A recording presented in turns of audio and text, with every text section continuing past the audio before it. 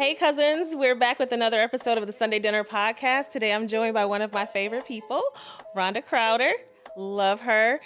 She is an author. She is the owner of her own creative agency. She leads a really amazing event every year in Cleveland called Who's Who in Black Cleveland, among some other things. She's also the vice president of the National Black Journalists Association here in Cleveland. So today we're going to talk all things writing and media and all that good stuff. So welcome to the Sunday Dinner Podcast, where we talk about the things we need to talk about, straight, no chaser, with love and compassion. So it's really just for our people to get the lessons that we need to get, you know, Cousin Rhonda, if we were at Sunday dinner, all the things you would tell us about. One, you know, I just want to kind of start with social media, like our obsession, you know, having been someone who's been in media, you've worked for the Call and Post newspaper, you've written books. Why are we so obsessed with social media? It gives us a voice. It gives us a voice. Okay. It gives us access that we did not have before. The ability to share information was gate kept. And so when the gate when the gates open, when the social media gates open. Yeah. But let me back up. Thanks for having me. Oh, yes. I'm Thanks so for happy to having have me. you. I am so happy to be here. Yes. Oh, well, thank you. Thank you.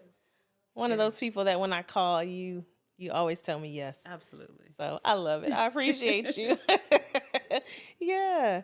So now that we're no longer being gate kept in terms of this tool, right, that we can use to communicate, to get our stories out, to share messages, to be creative, what should people know, and particularly about their children using these new social media tools? Like, you know, because on the one hand, it's a good thing, right? It's creative. It's a space for people to be creative. But then on the other hand, I feel like there's this darker side to it. So being a journalist, like, what should we pay attention to? It can get very dark. And I think I even posted probably like within the last 60 days that I have a love-hate relationship Okay. with social media, because there's just some things I shouldn't know that I know. Yes. Like what? Like, you know, people's every waking thoughts, and it's just some things that should have continued to stay guarded. Yeah. That social media has allowed to just be all out on full display. So the cousins, we just putting all the business out there. All of it. Too much. Too much of it. Yes. As far as children go, I think that children are being allowed to have access way too young. You know, it's like, remember when we were growing up and you couldn't wear makeup till you were 16? Listen, I'm going to tell you a story about that. So I didn't wear makeup or any of that, right? 7th grade, I went to Whitney Young, but they had the orientation to what was then called junior high school, right? So you go and so to the orientation, I don't know where I got this eyeliner from, but I copped an eyeliner, black eyeliner, and I was going to line my eyes because I had some friends whose parents did allow them, you know, to wear makeup. And there was no micellar water. There was nobody was on social media because there was no social media telling you how to take it off. So I come home and I'm just talking about my day, and my mom saw that eyeliner, and the rest is history. Like, I don't even remember much after her noticing that it was there. So yeah, you're right. There was a time where things were kind of done by the age, right? Yes, and I think social media should be regulated in that way, and not necessarily, I mean, we can't rely on industry or government to do it. Parents should do it. I even think that, you know, these children that is in like 2nd grade with a phone. 2nd grade with a phone. Yes. Yeah. So I tutor. Yes, I tutor 2nd, 3rd, and 4th graders. And the children could barely get down the hallway for like taking duck lip selfies and posting. What is a duck lip selfie? Family, if you know what a duck lip selfie is, I need you to drop it in the comments. And second graders having phones. They have phones. And That's they're young. on TikTok. That's young. Now I have That's seen way too young. Yeah, I've seen babies like in restaurants and stuff, either with tablets or with phones. And I'm talking about like babies in high chairs, like 2 years old, 3 years old, and they are maneuvering these devices. So some would say, okay, it's the way of the world, the future is here. But I think what you're saying to us is the content. It's the content. Yeah, we got to be mindful of the content. It's definitely the content because they're being exposed to way too much, way too soon. One of the things that has been disturbing to me that I have been seeing on social media is these little girls who seemingly can't be any more than like 5 years old, dressed up like adult women with like the hair. Really? And the purses. Like, what's in these purses? Right. And they're like really like going to school and stuff. And I mean, it's dress up, but it's being put on social media. It's been put on social media. I don't know if it's just for social media, but I would imagine if they have the clothes that they gonna wear them in other spaces. And you know what I think is dangerous about that, and I think this is what you're also saying, is there people on social media watching. Yes. Which is kind of disturbing. Yes. Yeah.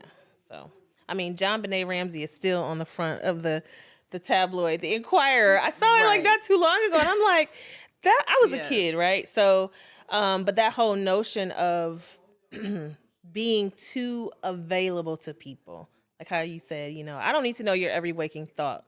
I don't need to know everything, what your whole entire house looks like, what your kids' rooms, and so just kind of like putting our children on display. Yeah, it is our responsibility, right? Yes. And it could be dangerous. So, what made you become a writer? I had graduated from high school and was trying to figure out what I wanted to do with my life. Yes. And I had a lot of interests. So, for some people, it's hard to figure out what. Right. For me, it was hard to narrow it down. Got it.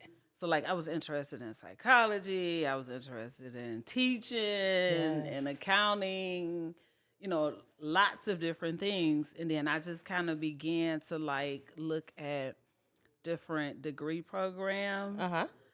And I remember I saw that English was a degree program. Okay. I was like, oh, English? You can get a degree in English? Right.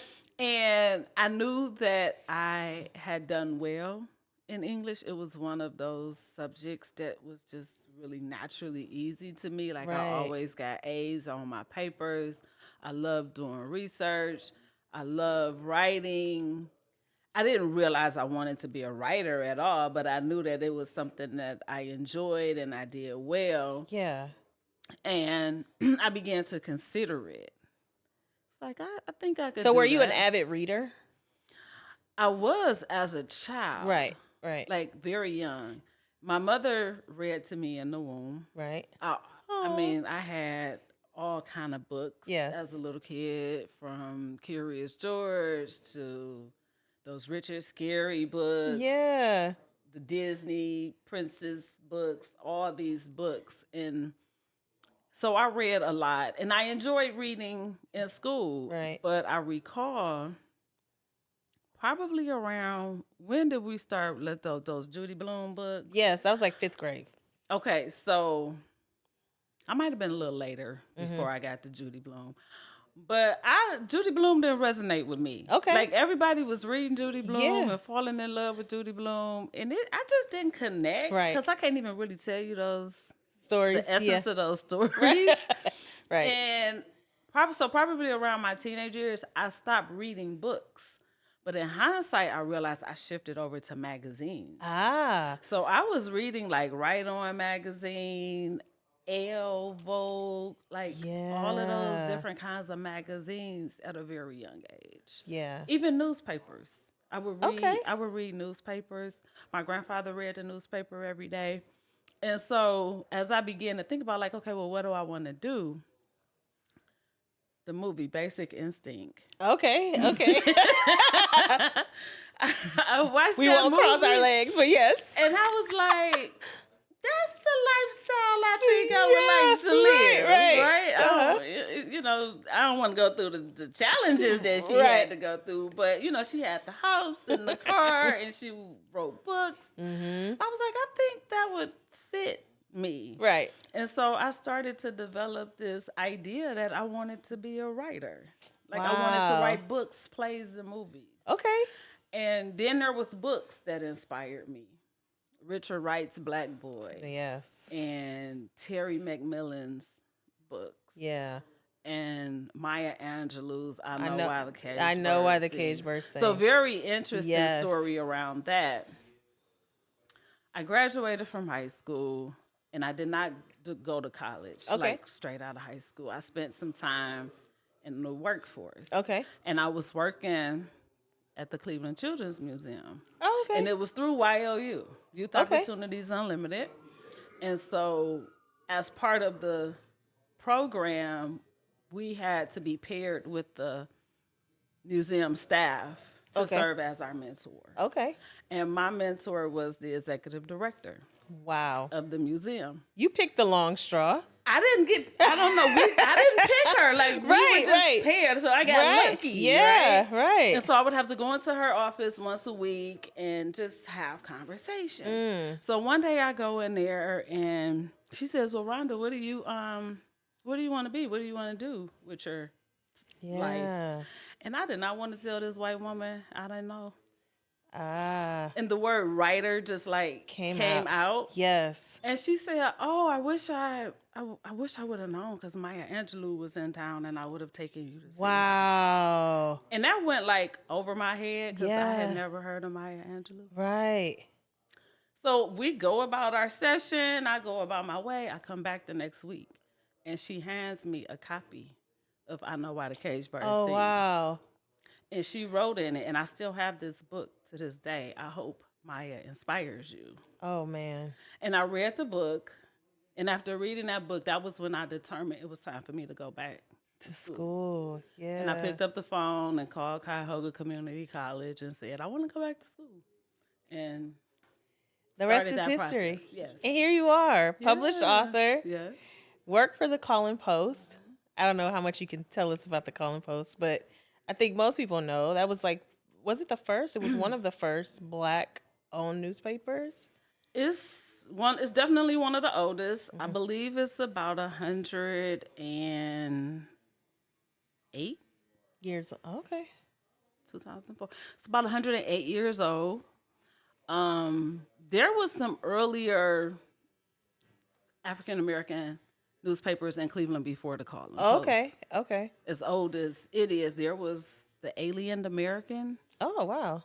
Was here prior to the Call Post. Yeah. And interesting story that I love about the Call Post is that, and a lot of people don't realize this, it was two newspapers. It was the Call. It was the Call and the Post.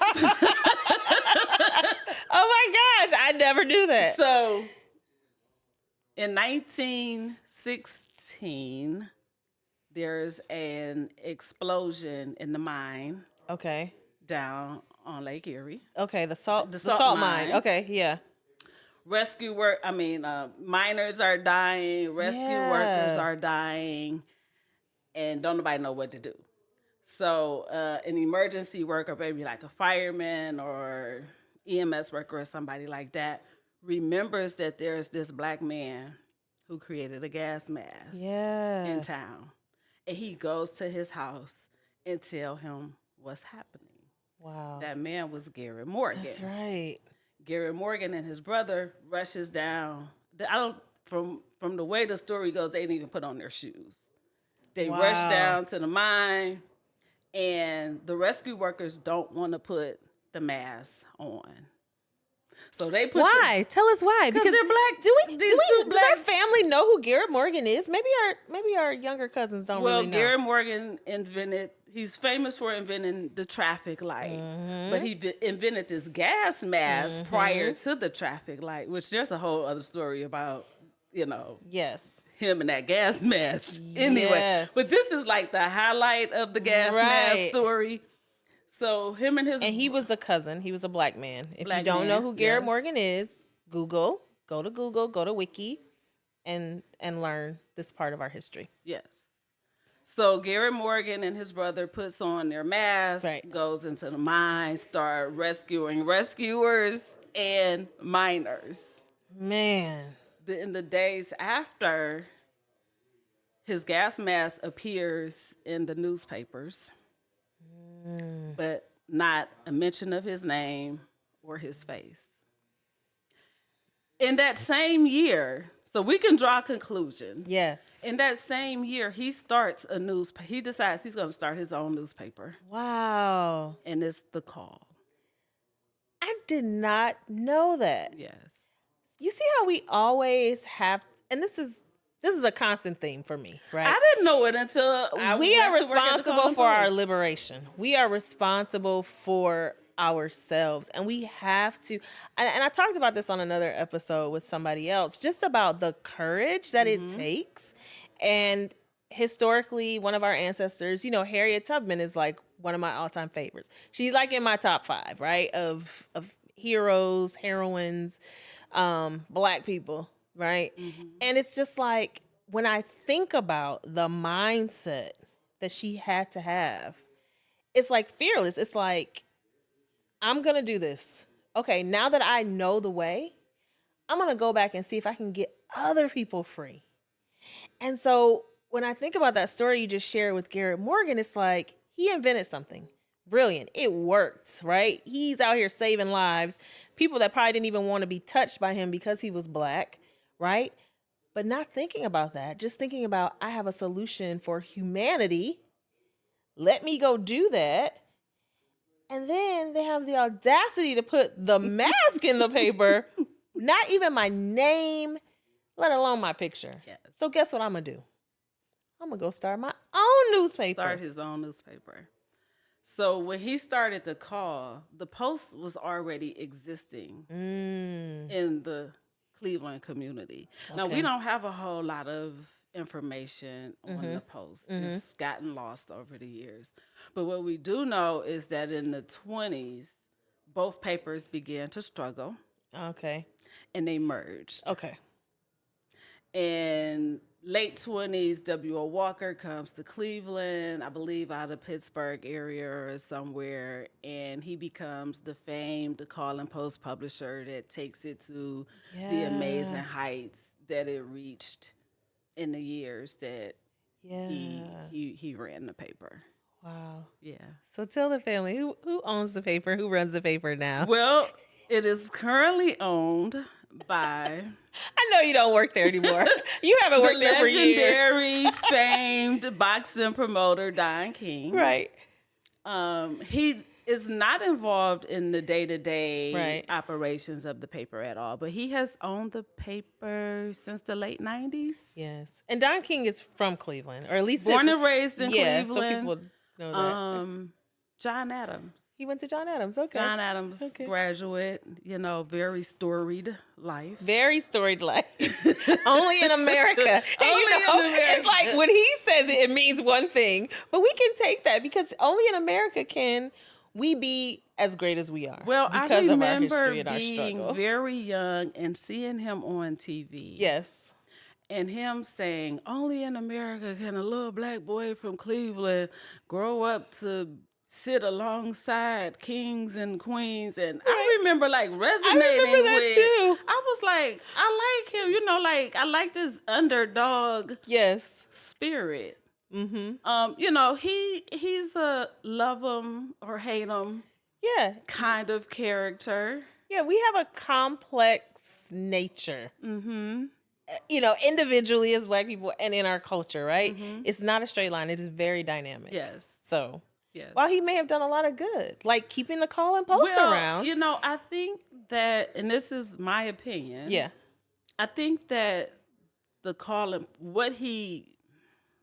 him saving the Call and Post. Because when he bought the Call and Post was on the auction block. Yeah. And was, from my understanding, because this is before my time, was about to fall into the hands of white people. White folk. What? And Don King came in the 11th hour in the last seconds of the 11th hour. And, not on my watch. And bam, put that money down on the table. Because only in America. Only in America. And that is wild. Has owned it ever since. I appreciate Brother Don for that. Yes. We're not going to talk about nothing else with it, but I appreciate that. Yes. Because, again, we have to come and we have to preserve what's ours, what's our culture. And you know, too, and I don't know all the Don King history, but he got into boxing because he was producing a boxing event to save the Black hospital.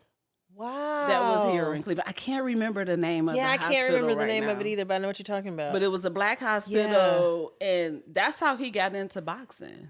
Wow.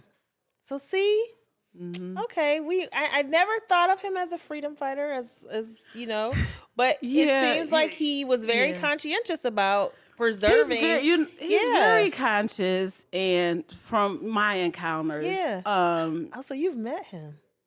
Very dynamic. As portrayed on TV is what it really is, right? You gotta have an opportunity with him. Yes. Off camera. Yes. You'll be like, really? Right. Really? Right. He's all about Black people. Yeah. All about Black people. And yeah. I love my train of thought. No, I love that now we know he saved a hospital. Here it was. I feel like the calling post, if people knew, would be that thing that makes him more human. Yes. Because he's seen, he's created this caricature of himself, like he's dog eat dog, right, boxing promoter, and I would imagine in that space had to be, of course, in order to become the figure that he became, right? And because boxing ain't it's very political in the entertainment, sports arena, right? Yeah, I went to Germany on a group study exchange with the Rotary Club. Oh, wow. And people knew who he was. Wow. Over there. And I will share this. I did have an opportunity. This is my most interesting Don King story. Okay. I had an opportunity to travel to Mexico. I don't know how we got on Don King, but we're here. I know. I had an opportunity to travel to Mexico with him in 2016. These were my last days at the Calling Post. We couldn't make it through the airport. Without people stopping him? People stopping him, wanting pictures, and he stopped for every single body that wanted a picture. Did he really? Everybody. Wow. I don't think we had to go through customs. And they knew who he was. I mean, he was like the man down there. Well, he said only in America can I be friends with and that kings was like and young queens? People. It wasn't even like older people. It was like young people too, who like knew who he was. Wow. It was and he put Mike Tyson on. So Mike Tyson was big for the culture, right? For boxing, but just for the Black culture. Absolutely. And I think their interaction when it was very public and at the height was like that's when I really knew who Don King was during the Mike Tyson era. But to just know that he saved the Calling Post, like I love that. I love knowing that now about him. So yeah. Oh, Rhonda. I will, and this will be our last Don King. That's okay. I would probably say, if not in the hands of Don King, the Calling Post probably would have closed by now. Yeah. Considering what is happening with newspapers. Maybe not, but because he owns it. It's still like a weekly Thursday. People ask me all the time, like, Calling Post is still publishing. It's Wednesday. That paper hitting the streets right now. Go and get your Colin Post. We have got to keep hitting the streets. I'm gonna call him Dr. Garrett Morgan because he should have a PhD if he did not. We're gonna keep Dr. Garrett Morgan's legacy alive. Yes.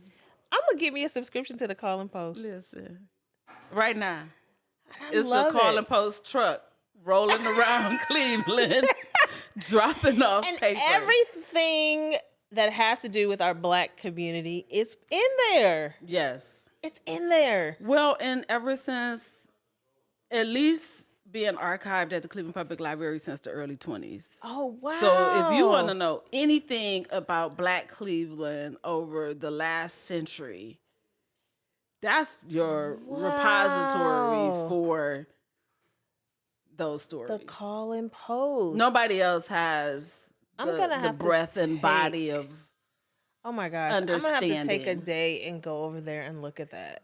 Yes. Because I just love that. Because I feel like stories. So I love stories. So podcasts, but, you know, really like documentaries and then like these artifacts. Mm-hmm. So to know that is there in the library is amazing. I'm going to take some time and go look at that.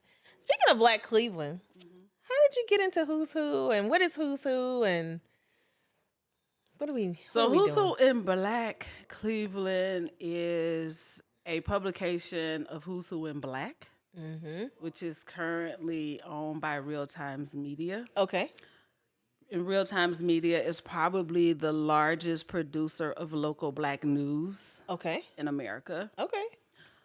And Real Times Media acquired Who's Who in Black probably around 2010 or something like that. It was originally founded by a guy by the name of C. Sonny Martin. Okay. Out of Columbus, Ohio. He was born and raised in Columbus, but when he started Who's Who Publishing, he was living in Atlanta. Okay. He was selling cars. And just had this idea that like there needed to be a directory. Well, actually, he had, I believe it was a chance meeting with former Mayor Maynard Jackson. Okay. And Maynard Jackson implanted this idea into him and told him, I can't give you no money, but I can give you my Rolodex. Wow. And you should write a book about the achievements of African Americans. Yeah. And that was some 30 odd years ago. Right. So Who's Who in Black Cleveland came to Cleveland around 2004, 2005. And by way of Connie Harper. Okay.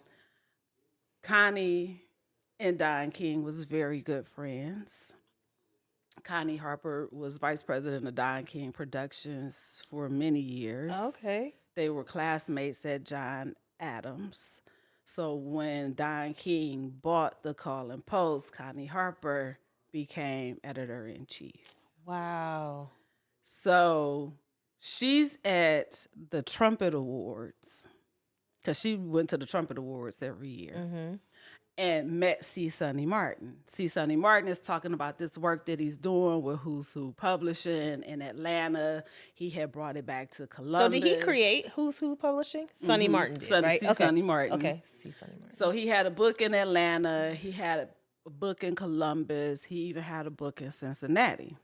So from the way I understand it, Connie says, well, how you got a book in Columbus and Cincinnati? And now what in Cleveland? And you ain't got one in Cleveland. Because Connie represented Cleveland. Right. Right. Yeah. So he said, well, I guess she might have asked, like, well, what would it take to get a book in Cleveland? He said, well, do you want to do it? Right. And he guess didn't realize who he was talking to. Right. Connie Harper brings Who's Who in Black Cleveland.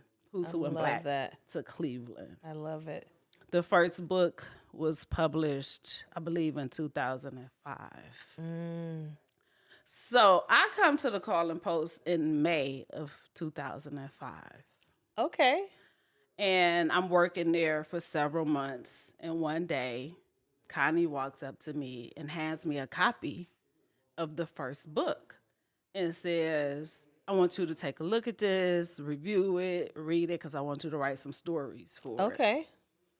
And I look at this book and I'm like, wait a minute. I done grew up in Cleveland. Who are all these black people? All my life. Why I don't know none of these people? Right. It's like 200 some odd black, successful, accomplished black people in this book.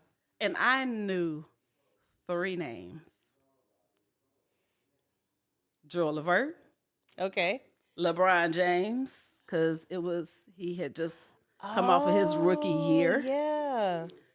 And Turner Construction's Hilton Smith. Okay. And the only reason why I knew Hilton Smith was because when I was a student at Tri-C, I was a member of Phi Theta Kappa Honor Society, and we gave him an honorary membership. Oh, wow. And I was the treasurer, so I had to write the check for the plaque. This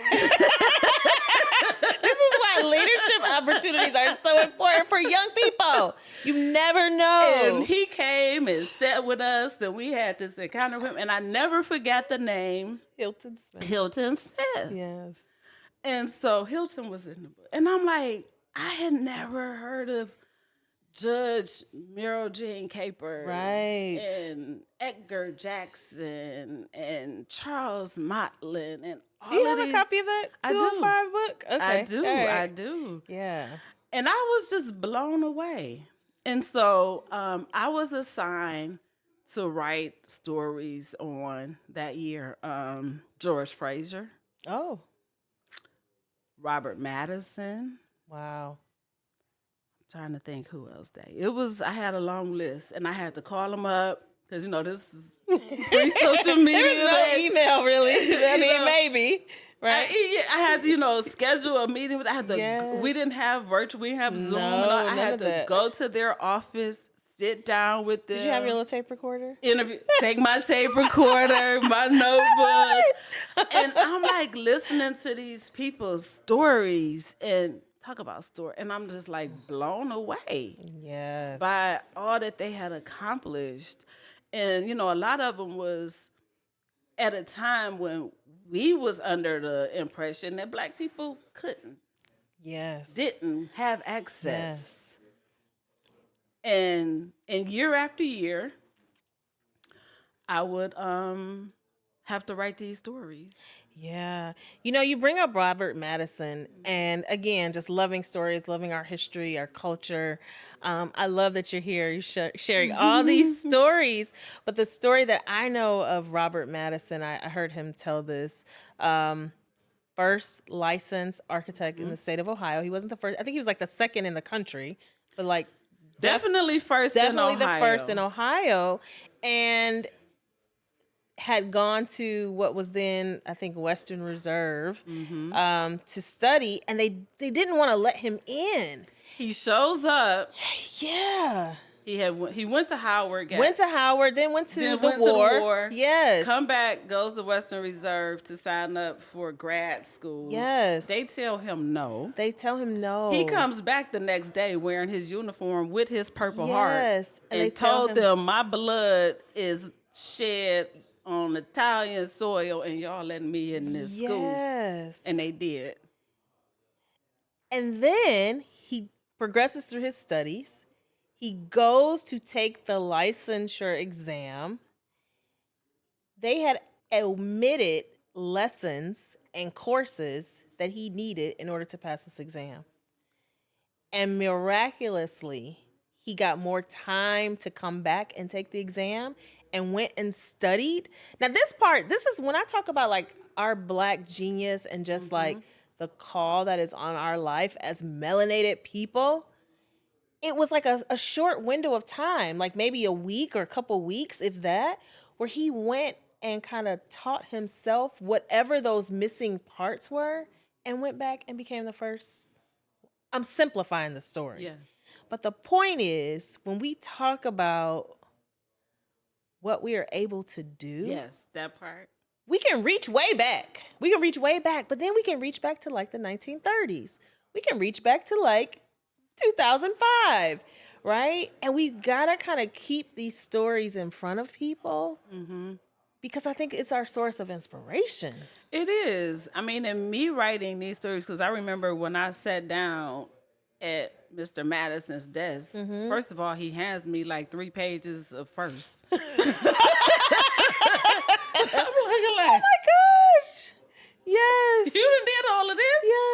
He had the drawings for that Tri-C archive. Oh yeah. The building hadn't been built yet. The music archive building on Woodland. Yeah. The drawings was laying on his Wow. desk.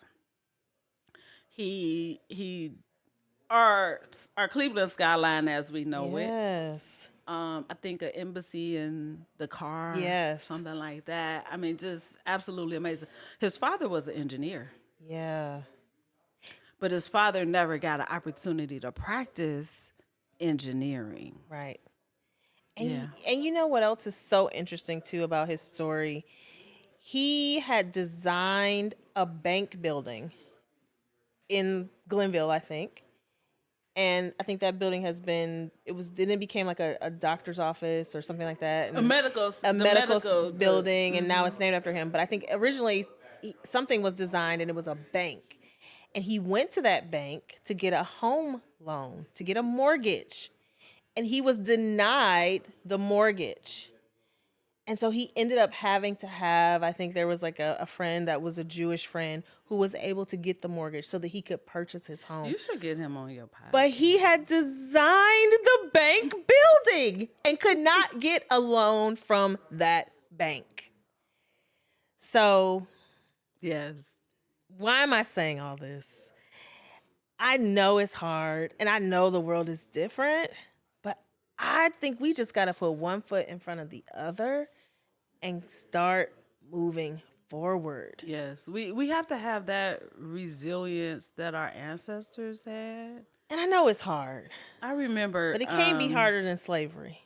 And it can't be harder than designing a bank building. You the architect of the building. Going in there saying, hey, I have the resources, the means, the money to get a home mortgage for my family.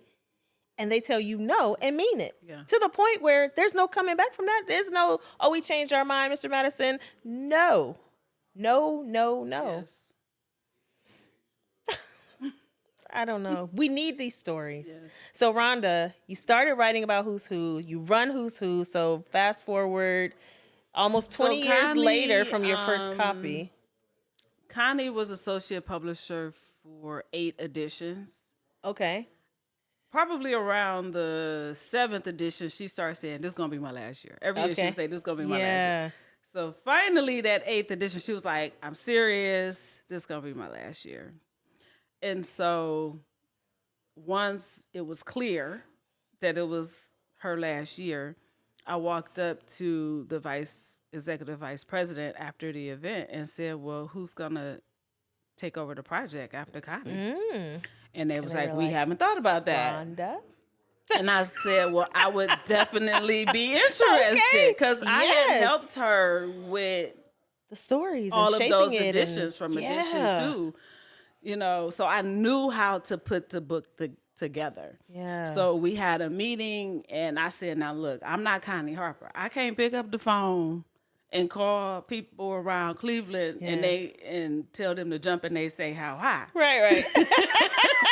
But what I can do is I can put this book together. Yes. I have the skill set to get a book put together. And Ernie Sullivan, I love Ernie to this day. He said, I understand. Don't worry about that. In time, you will have that ability to do that. Look at you. He said, we have not considered anyone else. I love that. So I became the associate publisher in 2013, edition number 9. And this year? And now we just wrapped up our 16th edition. Congratulations. It would have been edition like 17 or 18 had not been for the COVID. We didn't put out pandemic. Books in 2020, 2021, 2022. So I'm going to push a little bit into this space because I love what you do. And I love that story of how you took over that work. And I think it's really important work that there is a visual representation of the people who have pushed forward like that. They put one foot in front of the other, went to college, started a business, did whatever they needed to do to be celebrated and noted in this book. What else do we want these people to do? What else could they be doing? I think it's time for us to figure out how do we come together and unify and have even more impact, have more collective impact as opposed to individual impact.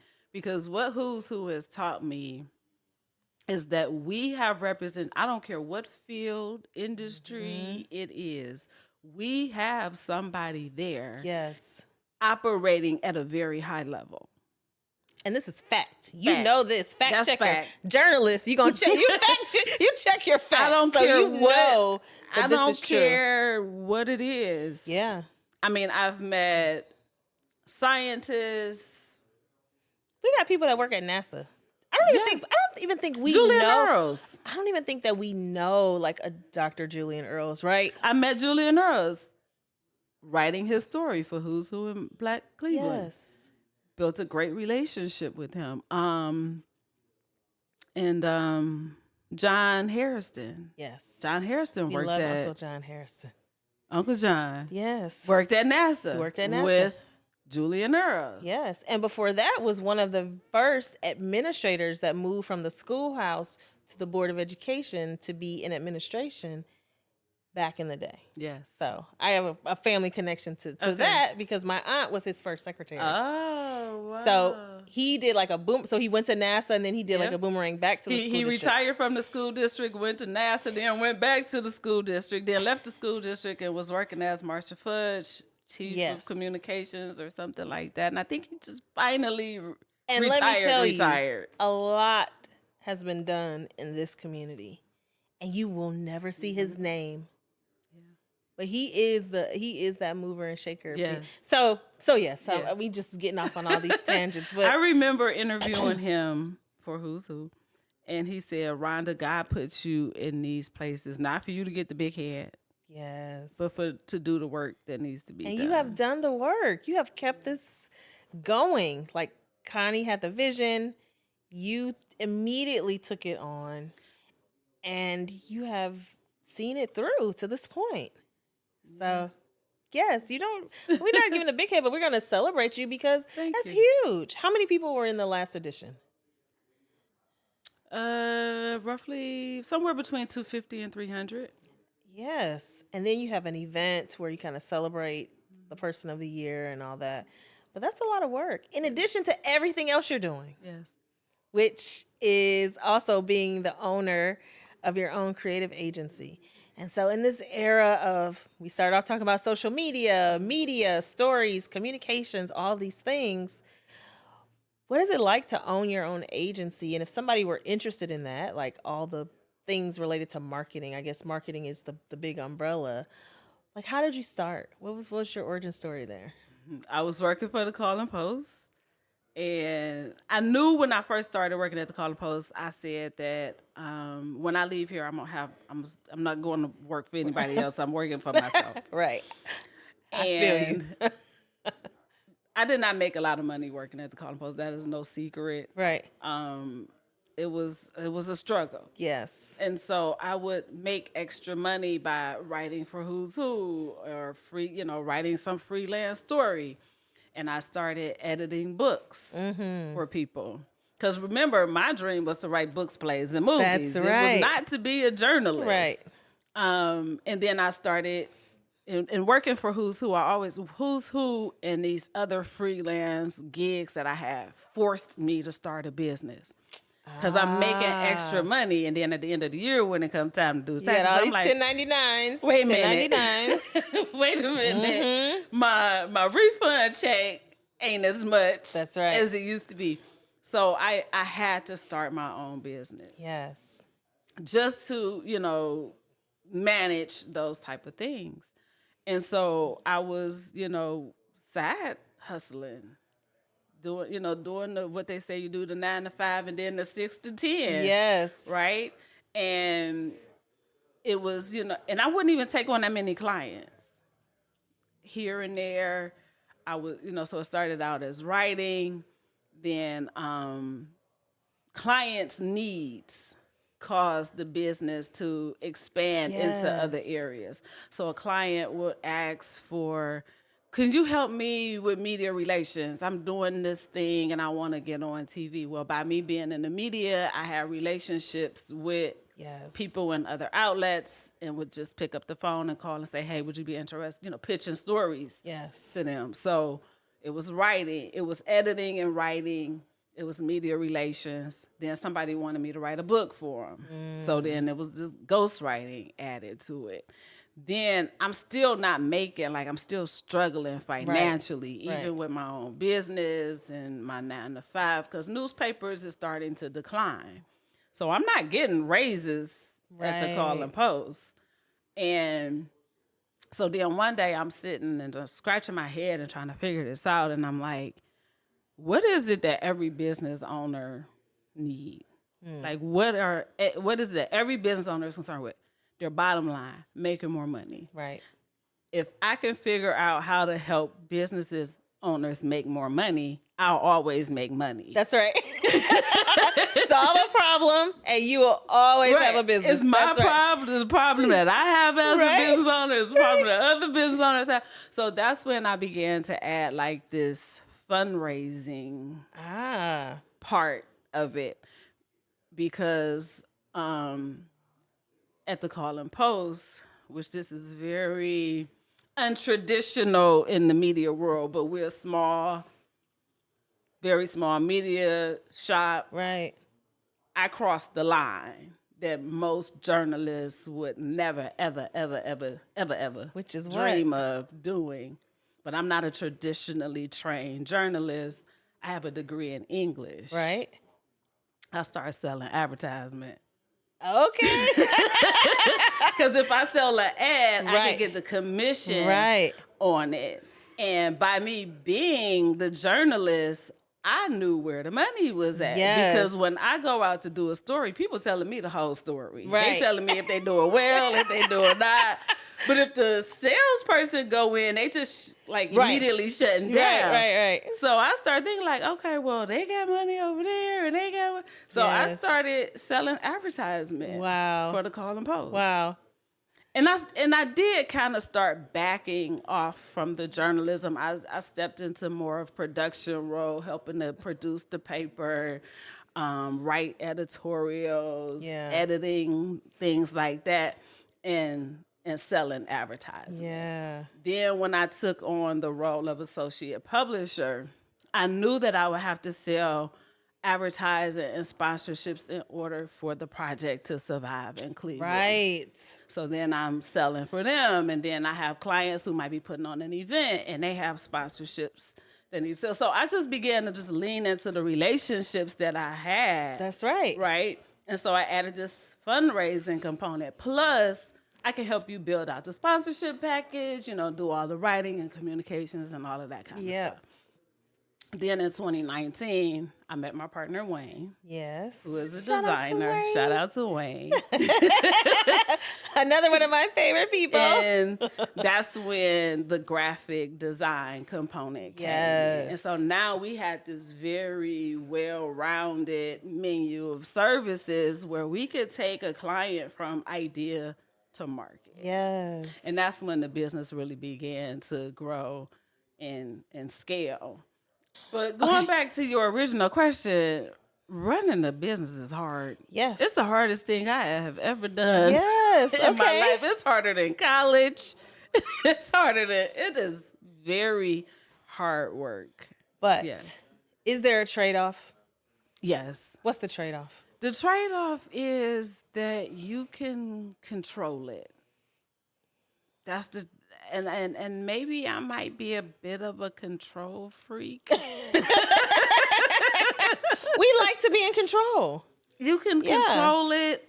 I've made more money as a business owner than I ever made working for anybody else. Shout out to Soror Kamala Harris for president. I have to say it. I haven't said it in a while.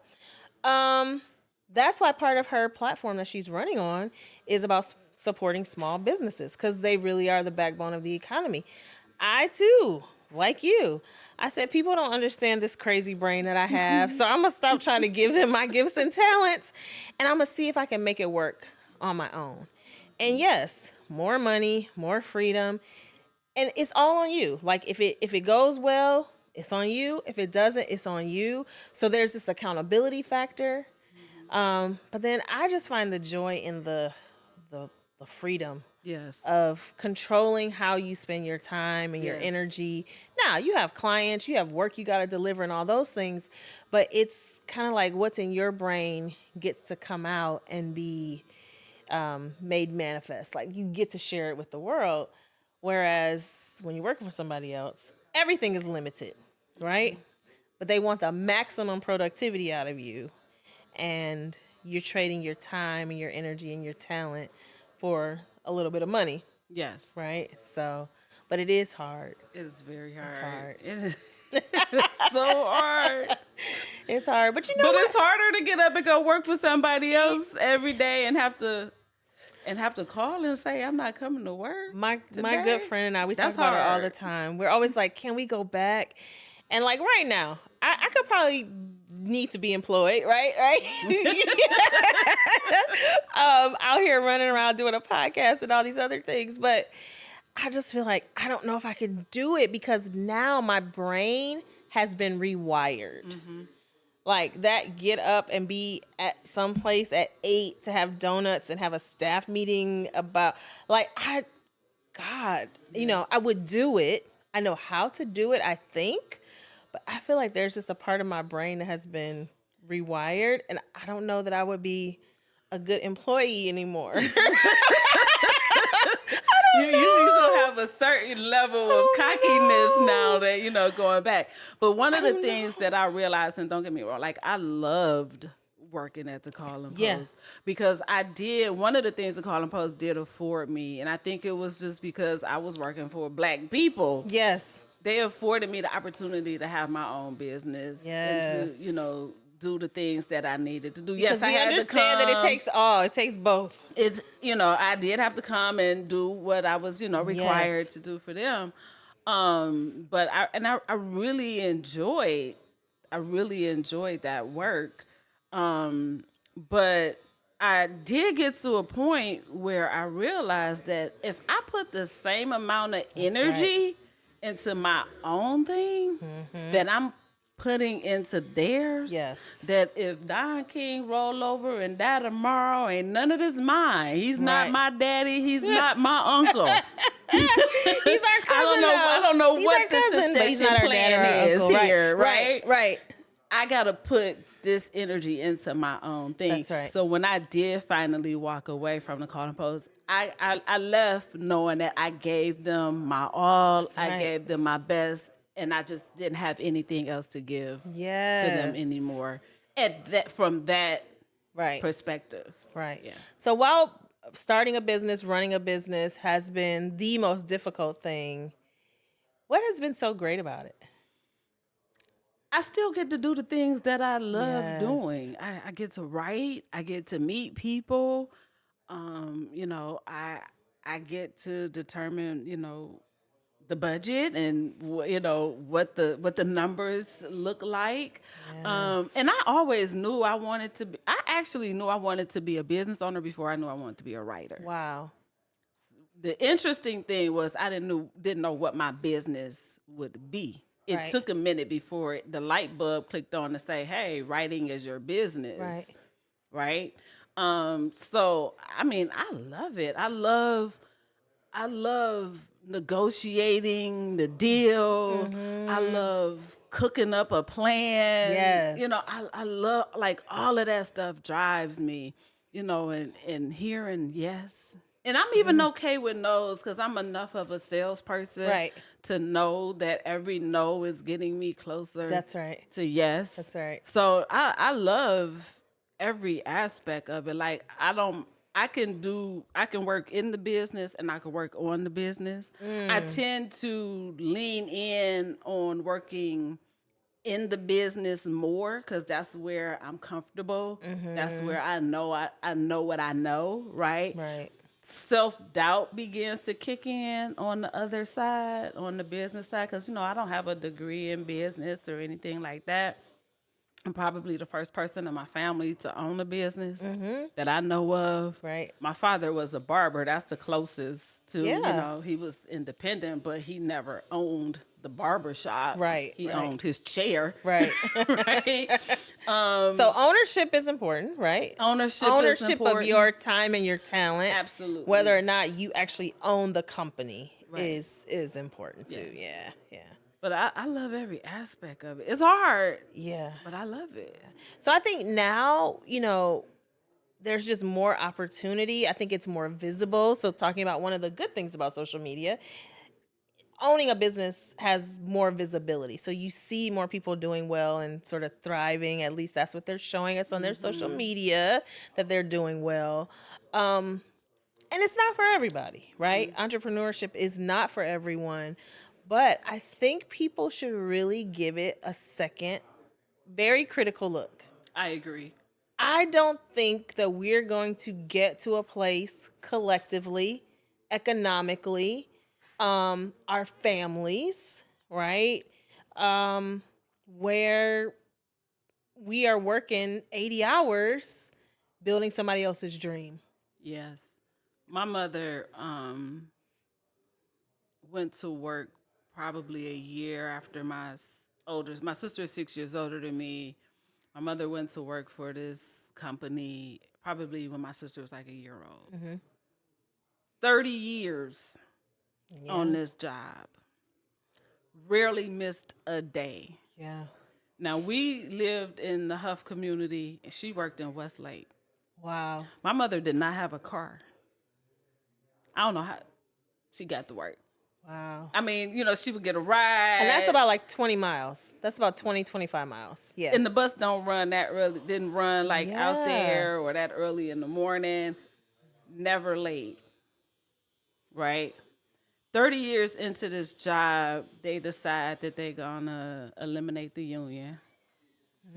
And come to her one day and suspends her for like 2 weeks or something.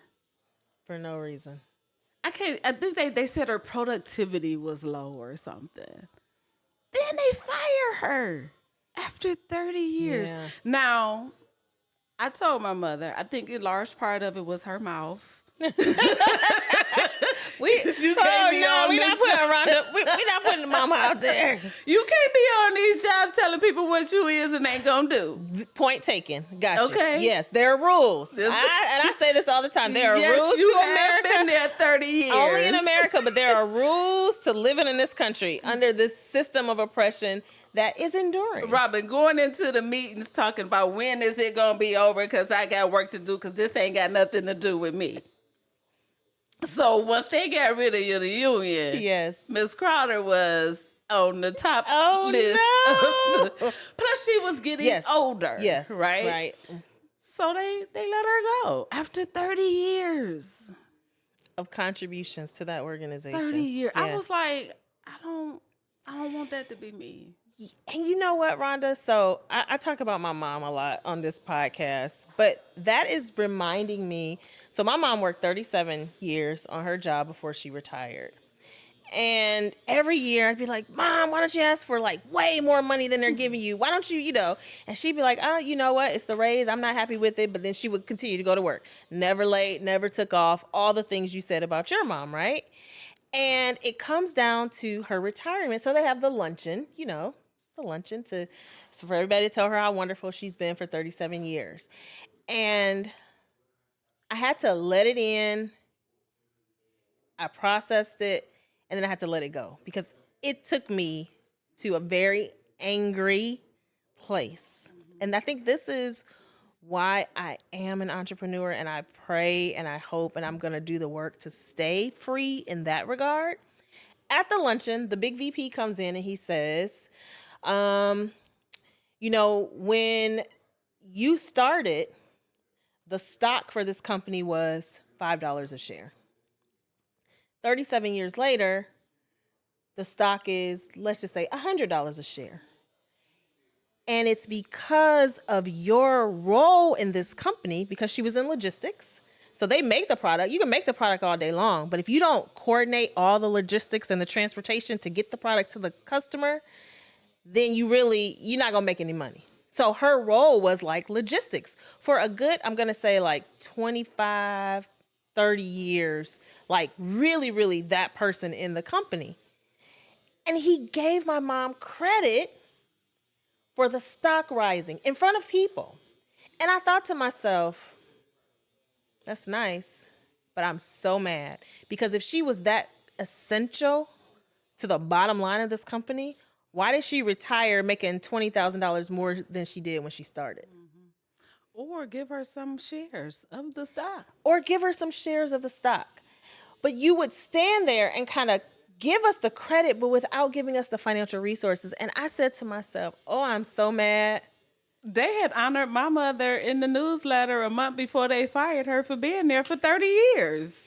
So we're not telling you cousins to go quit your job. We're not saying show up and start, being disruptive in meetings and stuff like that, because you need your good job until you don't. Right. But I think what we are encouraging you to think about as we need to unlearn some things and reframe even the confidence we have in our genius. We just sat here and talked about all these stories from Garrett Morgan to Robert Madison to Don King to Connie Harper, right? Of how people in our community, our melanated ancestors and kinfolk have pushed forward.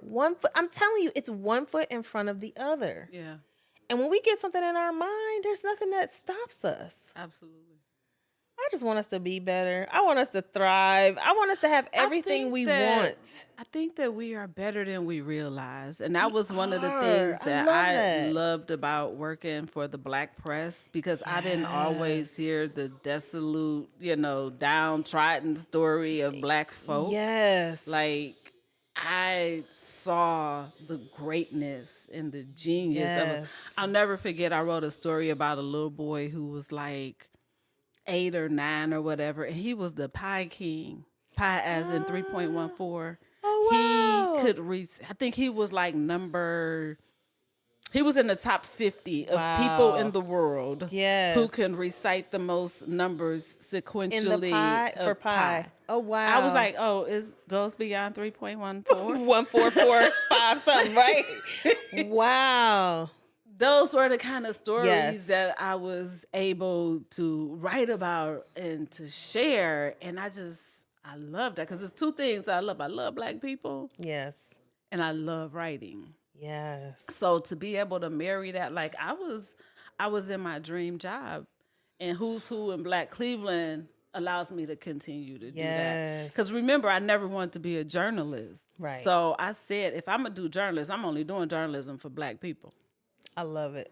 Even if I write for a mainstream outlet today, it's a story about Black people. That's right. Or I ain't got to do it. You can find somebody else. Get somebody else to do it. Right. Get somebody else to do it. And I think that is so important, because somebody just said the number of Black people in the United States.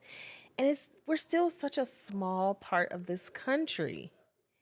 And we have to hold on to the country, but we have got to preserve our history. We do. We have got to preserve our stories, and not just for the sake of preserving them, but for sharing them and adding to them and making them accessible. Absolutely. Like how you talked about the call and post being at the library. Like, I really want to call Felton and be like, hey, can you digitize that? And can we have a whole campaign? Digital. So there's a whole campaign around that, and we should have a whole campaign about that, I think. And then how are we collecting stories now? Back to how we started this conversation with social media. So it's good because anybody can pick up a phone and you can tell a story, or you can share or do whatever. But then where is the collection of it? Because it's not like in a newspaper. So social media, right? So how do we do that? And we don't own these platforms. We don't. So all that we've shared and put out on them, if they shut down tomorrow, we don't have access to that.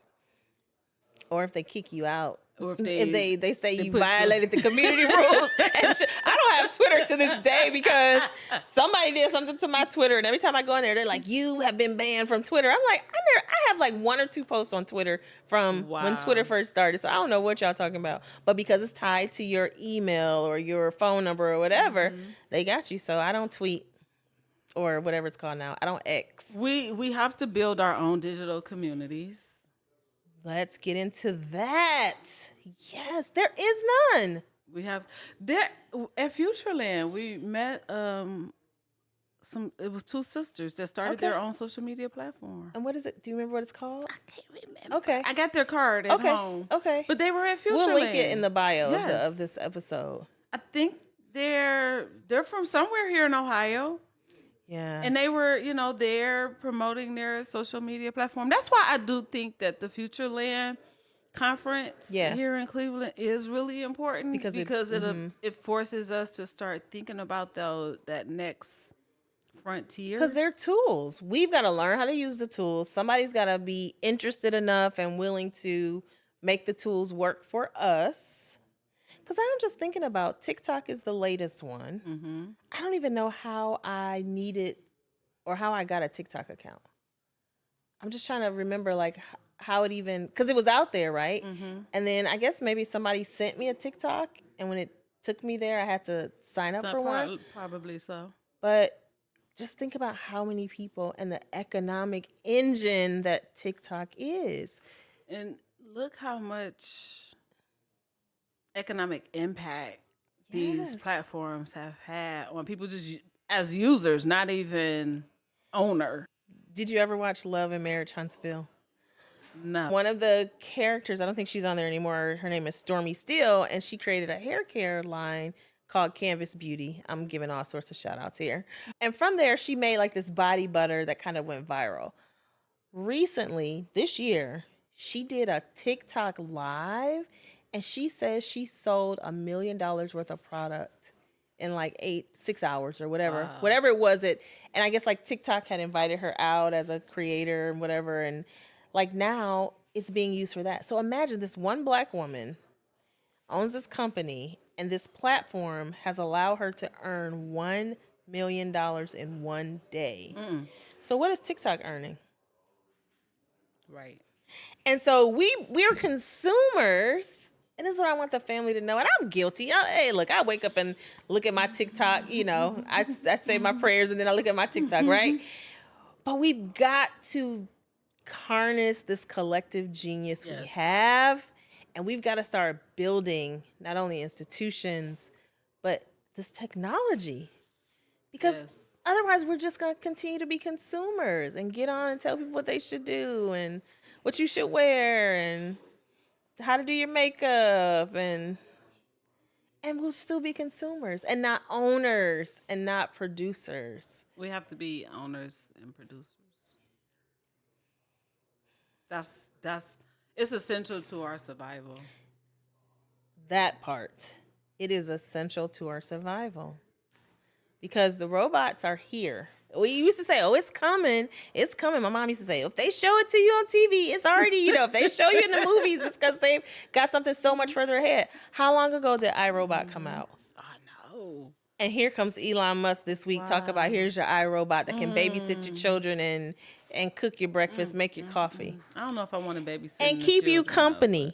So the robot's going, right? But wasn't that iRobot? That was the whole movie. iRobot. Will Smith had this robot, and it was his friend. Well, I mean, we gonna go back further than that until he wasn't his friend. Oh yeah, until the Jetsons. Rosie was your friend until she went doing until she didn't work. So we have got to get on board with being producers. Yes. And not consumers all the time. It's okay to be a consumer, but we got to do more than consume. We have to produce more than we consume. Yes. And not the other way around. Because we've got to own it and we've got to be in control. And that's my fear, because I'm not tech savvy hardly at all. But I know this next generation of kids, the kids you're tutoring, we got to get the babies to be able to read because we need them to lead us in this next age of technology. Well, and I mean, if you're talking about technology and digital astuteness and all of that, it requires reading. You can't operate in a digital space without reading. Without reading. It's all reading. Yeah. So, all right. Journalist, author, English major, all the things. You're tutoring the babies. Huff reads, Dickens reads. Cleveland reads. You've also done the campaigns for these things, right, through your creative agency.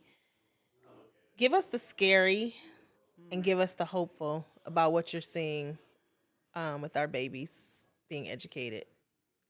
Scary as AF. I was like, H? Oh, scary AF. Scary AF. Yes. Second and third graders who could not spell their own last name, who could not recite the alphabet from A to Z. Wait. Second and third grade? Second grade, third grade. Third grade cannot spell red, the color red. Scary. That is scary. And shame on us as a society that you're able to sit here and tell that.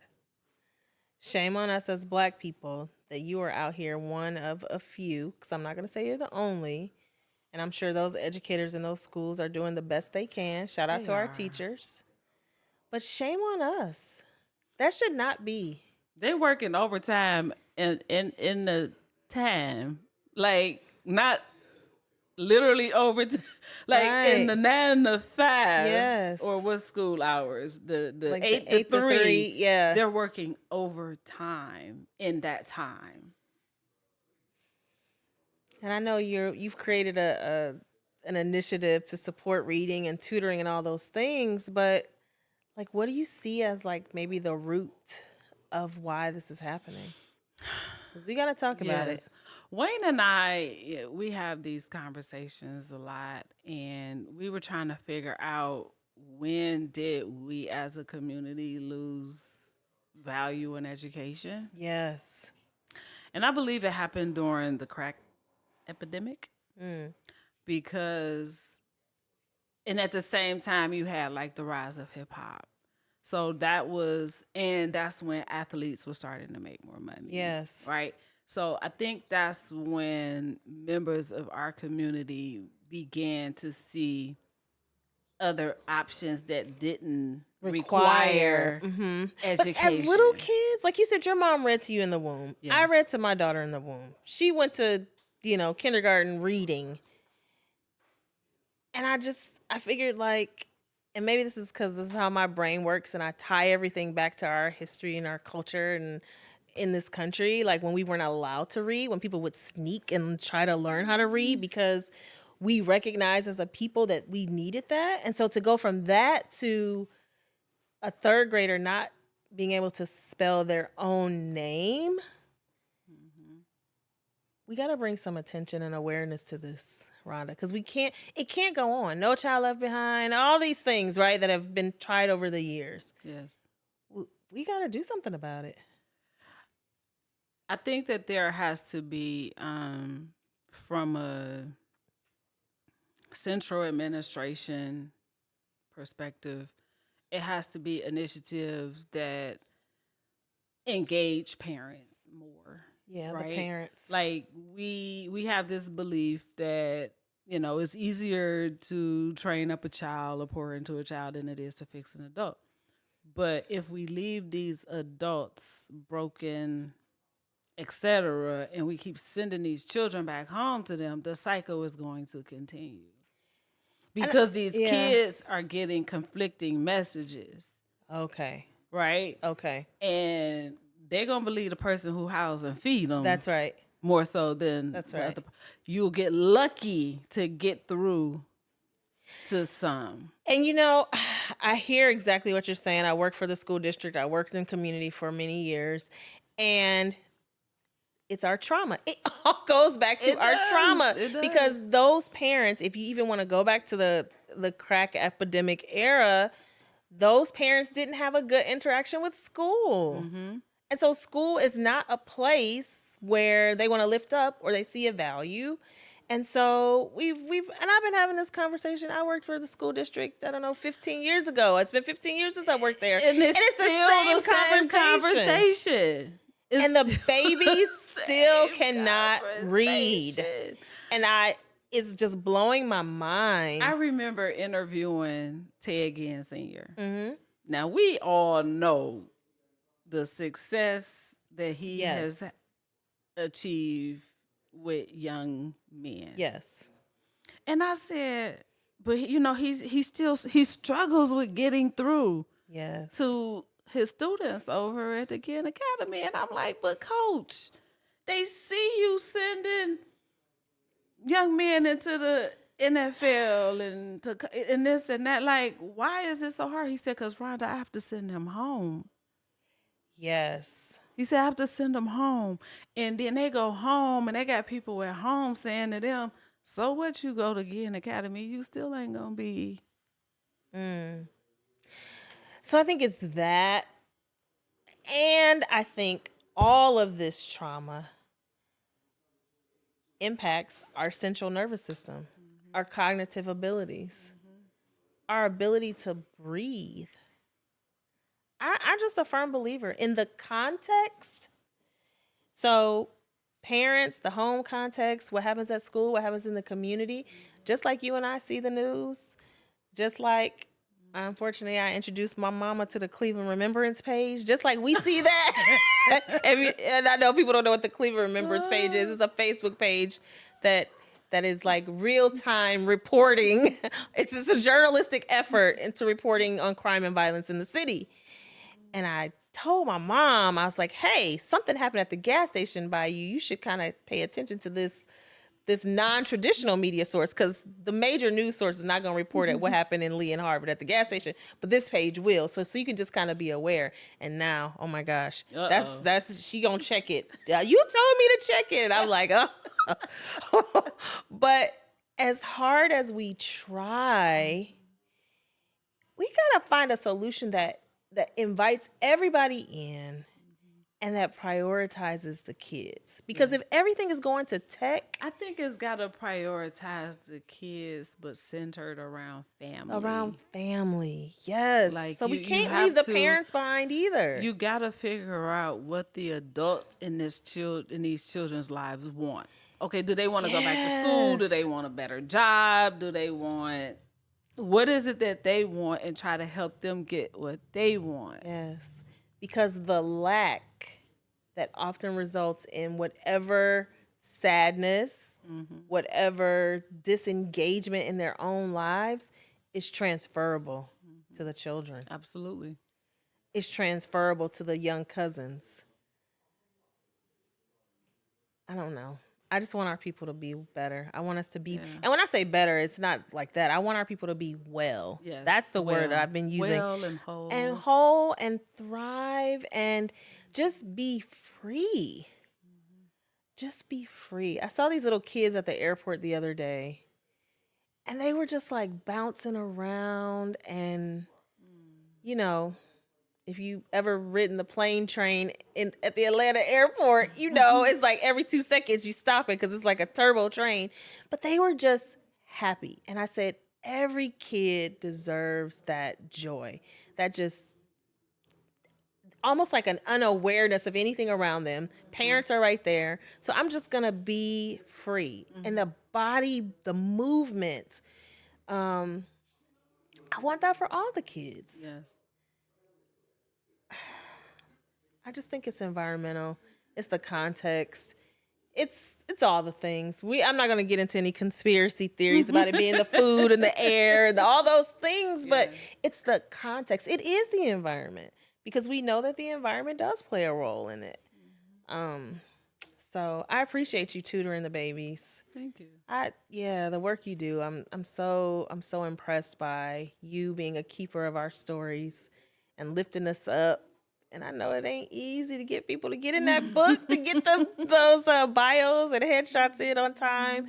But I think it's so necessary. Yes. And I have some thoughts around that. It is probably the largest repository of Black success when you think about the who's who in Black footprint. Yes. Cleveland, Columbus, Cincinnati, Charlotte, Detroit, Chicago. I mean, at one point... Is there an Atlanta one? It started in Atlanta. So is there one? Are they still? They have not done a book in Atlanta since the pandemic. Okay. There is an effort to get back into Atlanta. But at one point, Who's Who in Black was in 21 cities. Wow. And like, do our kids know that? Do their families know that? Like, to me, that's a worthy thing to raise money to make sure that, every Black household has one. Yes. So I want to talk to you later off camera more about what we can do with that Who's Who repository that we have across all those cities. And like, what would it mean for us as Black people? I keep having in my mind this vision of like this grand Sunday connection dinner, family reunion things. And I know there are people out here making money. They're doing like the homecomings and the family reunions at resorts and stuff like that. But I think we leverage technology and we've just got to make visible the invisible, right? Yes. So like the movie Hidden Figures, right? I never knew there was a Black woman that worked at NASA that was, played such a role in such a major historical event. But you're bringing people to light every year in this book. And aside from the people who buy the book and go, what else should we be doing? And I want to talk to you about that, and maybe we can ideate around how we can take that to a whole nother level, H&L, a whole nother level. So the kids can see other things. Because the motto is, they will be what they see. Love that. And it's true. Mm-hmm. It's true. 100% true. Yep. I'm in my Oprah bag right now. So, yes, they will be what they see. I love that. I appreciate you so much for taking time to come chat with me. I appreciate you for having me. Before I let you go, on your Sunday dinner plates, 3 things you have to have. Black eyed peas. Okay. Gotta have some cornbread with the black eyed peas and some banana pudding.